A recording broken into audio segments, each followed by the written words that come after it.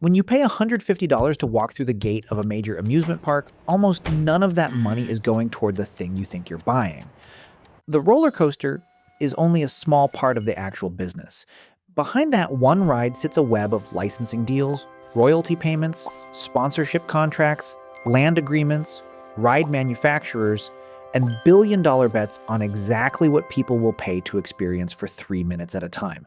And some of the most valuable things inside these parks aren't even owned by the companies running them. Think about everything that has to happen invisibly before you ever climb into a single seat. Land has to be bought, sometimes years or decades before construction even starts. A manufacturer has to design and build the actual machine.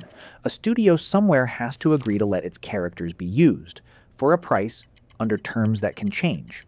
A bank or a beverage company has to sign a check just to get its logo near the entrance.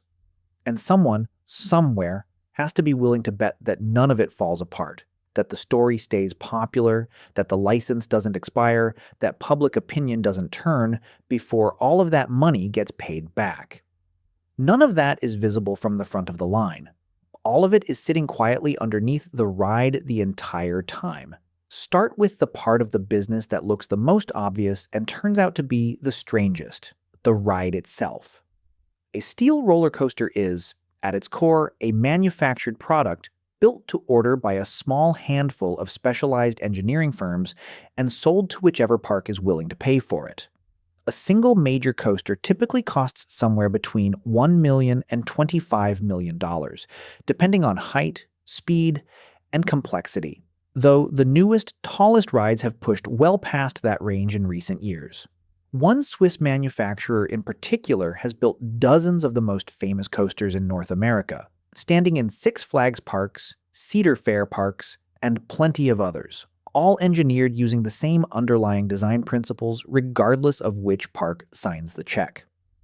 A ride called Banshee at one Ohio park reportedly cost around $24 million to build. A newer, taller coaster at the same park, built by the same manufacturer a few years later, reportedly ran past $30 million. Neither of those price tags had anything to do with which characters, if any, ended up painted on the trains. That's the part almost nobody thinks about while they're standing in line. The company that built the coaster you're riding almost certainly also built a nearly identical one at a rival park a few states away, sometimes for a completely different corporate parent, sometimes even for a direct competitor.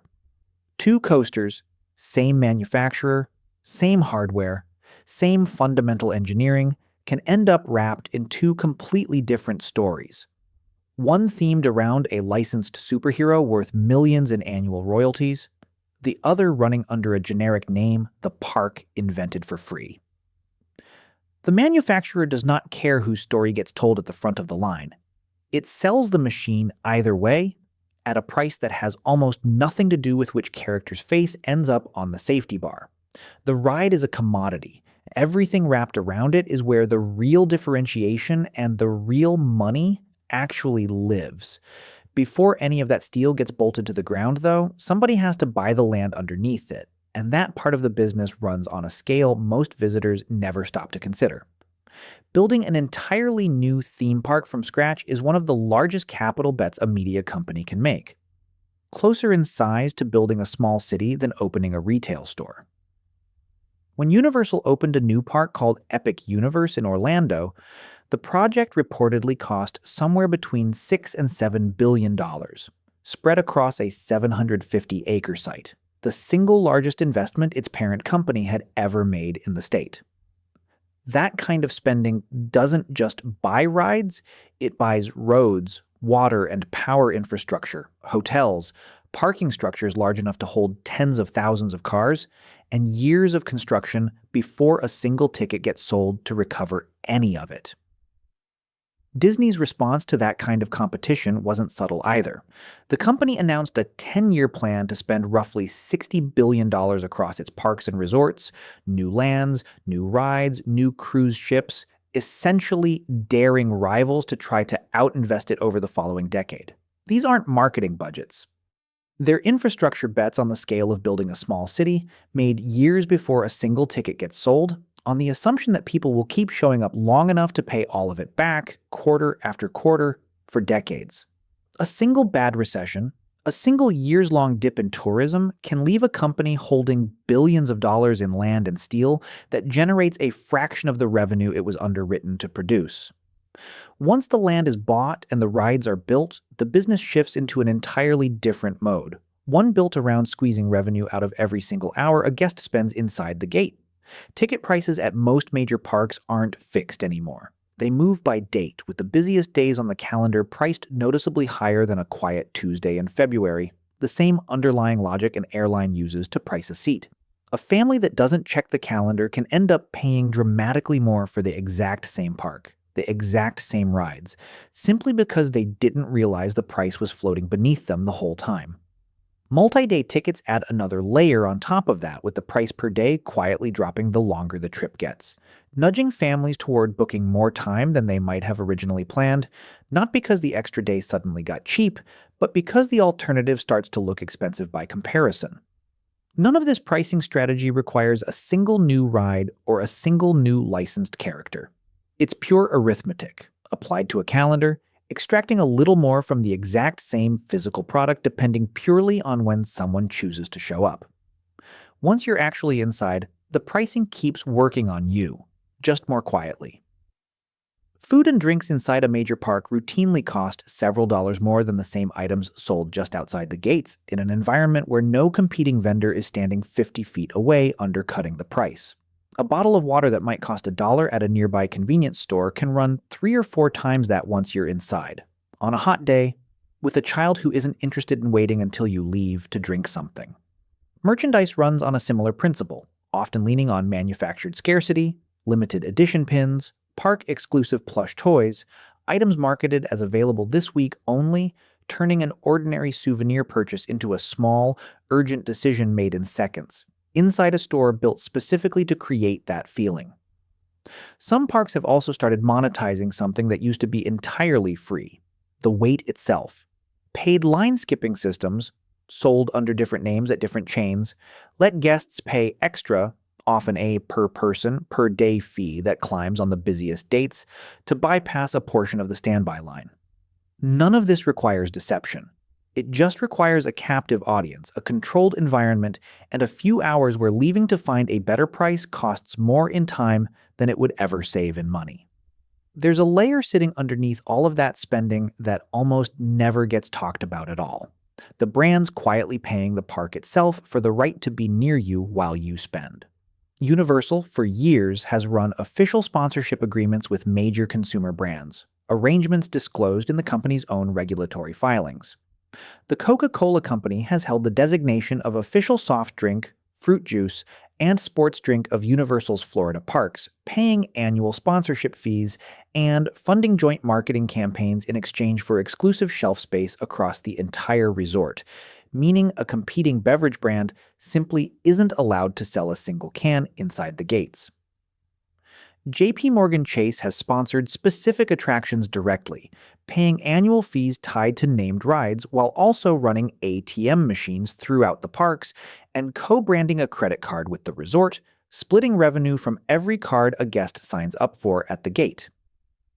American Express has held its own sponsorship as the official payment services provider of the parks, funding VIP tour experiences in exchange for promotional rights. Six Flags has run a similar playbook for years, disclosing in its own filings that it has attracted sponsorships from Coca-Cola, Kraft, Nestlé, Pentax, Conagra, MasterCard, and Wendy's, among others, all paying to attach their name to a captive audience that spends an entire day inside a single gate. Some of these deals have gone well beyond a logo on a menu board. Parks in other countries have built entire rides around a sponsor's product, naming the attraction itself after a soft drink or a candy bar, theming the queue line, the color scheme, even the ride's own soundtrack around the brand paying for the privilege, to the point where longtime visitors sometimes forget the ride ever had an official name separate from the sponsor stamped across it. That's an unusually intimate form of advertising, closer to product placement inside a film than a banner ad. And it works precisely because a guest waiting 45 minutes in that queue has nowhere else to look, No channel to change, no tab to close, just a brand's name and colors surrounding them for the entire wait. That sponsorship business is genuinely different from a stadium selling naming rights to a football team, and the parks themselves have said so plainly in their own investor materials. A theme park ride doesn't get broadcast on national television every Sunday. Its value to a sponsor comes almost entirely from direct exposure to the people physically walking past it. A much narrower audience than a stadium's, but one that's spending an entire day immersed in a single brand's environment, buying drinks, snacks, and souvenirs the whole time. It's a smaller kind of advertising than a sports deal, but a more captive one. And companies have paid for that captivity for decades without most guests ever registering that the water ride they rode as a kid had a soft drink company's name quietly stamped on the entrance sign the entire time. All of that. The steel, the land, the tickets, the sponsors, funds the daily operation of the business. But the single largest and most consequential layer sitting on top of all of it is the one almost nobody thinks about while they're walking through the gate. Who actually owns the story being told? Because that answer shapes almost everything else on this list, right down to how confidently a park can spend billions of dollars on land it hasn't finished paying off yet. Walk through Universal's parks, and you're walking through a rotating cast of characters that belong to other companies. Universal doesn't own the Harry Potter franchise outright. Its theme park rights are licensed through an agreement with Warner Brothers, under terms that spell out exactly what Universal is and isn't allowed to do with the material. Marvel's characters don't belong to Universal either. Universal holds a sublicense, paying an annual fee plus a guaranteed royalty on every piece of merchandise sold with a Marvel character's face on it. Even Popeye, a character most visitors probably assume is public domain by now given how old he is licensed from King Features Syndicate under a deal that runs in renewable 10-year blocks, for as long as Universal keeps a Popeye-themed attraction actually standing. More recently, Universal struck a partnership with Nintendo, bringing Mario, Zelda, and Donkey Kong into physical form across multiple parks, a deal that's become one of the most successful additions to the company's lineup in years, precisely because it rented an entirely different fan base than the ones already loyal to Harry Potter and Marvel, pulling in visitors who might never have set foot in a Wizarding World but grew up with a game controller in their hands. And these deals don't always last forever. Universal once held a license with DreamWorks Animation, bringing characters like Shrek into its parks until that agreement expired years ago. Rather than tear the attraction down overnight, the contract allowed Universal to keep a limited sub-license, continuing to run the existing Shrek attraction under narrower terms, but effectively closing the door on building anything new with those characters ever again. An entire section of a park's identity, gone. Not because the ride broke, but because a contract quietly lapsed, and no amount of land, sponsorship money, or manufacturer goodwill could have saved it once the paperwork ran out. These aren't handshake deals. The actual contract language governing the Harry Potter agreement, parts of which have surfaced in regulatory filings, grants Universal exclusive rights to use the property in theme parks within a 250-mile radius of its Islands of Adventure park in Orlando, meaning no other theme park operator can build a competing Wizarding World anywhere near it for the life of the deal. In exchange, Universal owes Warner Brothers a combination of license fees and merchandise royalties for as long as the agreement runs. And the agreement can be terminated if Universal fails to maintain quality standards, fails to invest a minimum amount of capital into the land, or lets the ownership structure of the park change in a way Warner Brothers doesn't approve of, the license can be pulled. There's even language addressing what happens in that scenario. Universal gets a window of several months to sell off remaining Harry Potter merchandise before it has to stop entirely. Six Flags runs on an even more dramatic version of that same arrangement. Back in 1991, when Time Warner sold off what would become the modern Six Flags chain, the deal didn't just include the parks and the land underneath them, it included a long-term license to use Warner Brothers' comic and cartoon characters, Batman, Superman, Bugs Bunny, and the rest of the DC Comics and Looney Tunes rosters bundled directly into the sale. Six Flags has been paying an annual royalty for that license ever since. An older regulatory filing once disclosed a base license fee in the low single-digit millions per year, along with a separate royalty, generally described as around 12%, calculated against the landed cost Six Flags itself paid for licensed merchandise. Superman never belonged to Six Flags. Six Flags simply secured decades ago the exclusive right to put those names on roller coasters across North America, for a price, on a schedule someone else controls.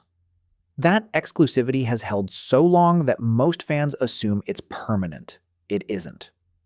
In late 2025, while Warner Bros. Discovery was at the center of a major corporate battle over its own future, with multiple media giants reportedly bidding for the company, reports surfaced of early talks about licensing DC characters to Universal, Six Flags' direct competitor. Nothing had been finalized as that reporting came out, and the broader question of who would even end up owning Warner Bros. At all was still unresolved. But the possibility illustrates exactly how fragile a licensed identity really is, no matter how long it's held or how central it's become to a company's marketing. Six Flags spent decades building entire lands around characters it has never owned for a single day, and there's a bit of theme park trivia worth knowing here too.